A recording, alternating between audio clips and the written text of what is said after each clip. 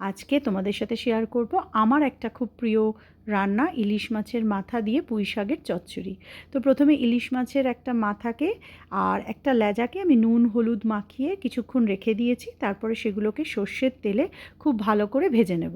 আমাদের এখানে মাছগুলো ফ্রোজেন থাকে, তাই একটু বেশি সময় নিয়ে ভাজতে হয়। তো ভেজে তুলে রাখার পর সেই কড়াইতে আমি আবার একটু বেশি করে তেল দিয়ে শুকনো লঙ্কা, তেজপাতা, পাঁচফোড়ন দিয়ে তারপরে ডুমো করে কেটে রাখা দুটো আলুকে ভেজে নেব। তার মধ্যে দেবো একটু লঙ্কার গুঁড়ো, হলুদের গুঁড়ো, একটু নুন। আলুটা একটু ভাজা ভাজা হলে তার মধ্যে আমি আগে থেকে কেটে রাখা কুমড়ো আর বেগুন দেবো।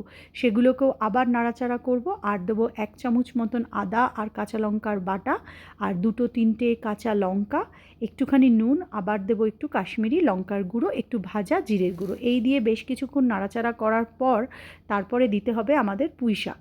তো পুঁই শাকটা দিতে গিয়ে আমার যেটা হলো যে কড়াইটা ভীষণ ছোট মনে হলো, আমি নাড়াতেই পারছিলাম না।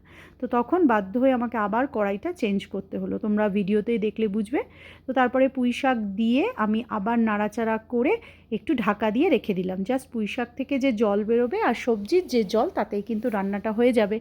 তো পুঁই শাকটা দেওয়ার পর তারপরে আমি ভাজা মাছগুলোকেও দিয়ে দিয়েছি আর একটু নুন, আর একটু দিয়েছি চিনি।